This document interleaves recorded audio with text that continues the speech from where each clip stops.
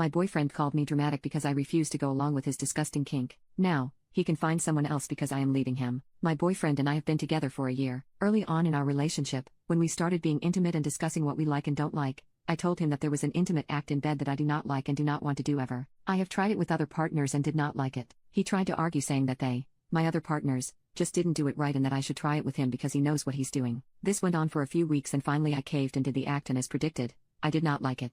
I told him I did not like it and that I did not ever want to do it again. I went into the bathroom to shower and scrubbed my skin so hard that some spots were raw and bleeding when I was done. He saw my skin but just said it wouldn't be that bad if I just relaxed. I haven't done it since, and we have plenty of spontaneous moments and acts in the bedroom without this one act that I don't want to do. There are also things he doesn't want to do in the bedroom, and I respect his boundaries and hard limits, so I don't ask for them. Intimacy is not fun when your partner isn't into it. It should be enjoyable for both people, shouldn't it? Every few weeks he will hint at doing it again, but I shut it down with a firm no. We then go on for a time without him bringing it up. Recently he hit 25 and asked for the act for his birthday. I told him no. He then described how an ex he hasn't dated since he was 15 would do it and said I should try to do it like she did and I might like it. I've never yelled at him before, but I just lost it. I came unglued. I'm sure I looked and sounded crazy. I told him I hate doing that, and it makes me feel dirty, and I told him how I scrubbed my skin so hard afterwards that it was raw and even bleeding. I've never had trauma with the act, like no one ever held me down and forced me or anything, but I can't do it. I don't want to do it. He said I was being dramatic, and when I felt like being rational, he'd be waiting.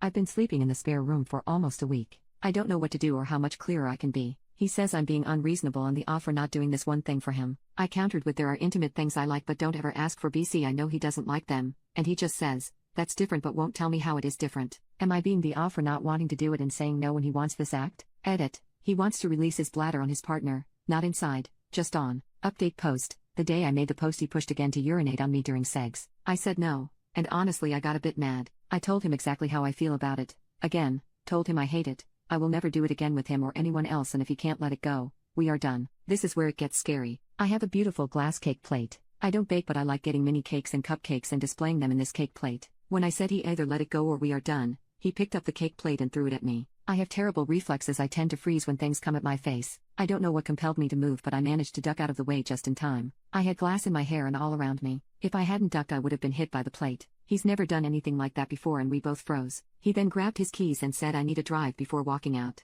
I don't know how long I stood there, but after a bit I reached for my phone and called a friend from my college. I broke down, told her everything, even his kink he kept pushing for. She came over and helped me pile her car with my clothes, school supplies, anything I didn't want to leave behind. It felt surreal, like I was watching it all happen to someone else. Once I shut the car door, I proceeded to freak out, having a hard time breathing. I thought I was dying. Eventually she calmed me down and got me to her apartment and told me I'm welcome to stay. Apparently my friends were growing concerned and pointed out things in his behavior I didn't even notice. They were contemplating if they should say something, not knowing what was going on behind closed doors. Almost all of them came over and helped set me up in the living room, which has a pull-out, and one of her roommates cleared out space for my things in her closet. It is her and two others, but one is moving out in a few months. She said I'm welcome to take over the roommate spot when she leaves. She stayed with me all night and called into work because I was a wreck and didn't want to be left alone. Haven't heard from my ex at all, and I blocked him on everything. Kathy and my friends have all volunteered to walk me to my classes just in case.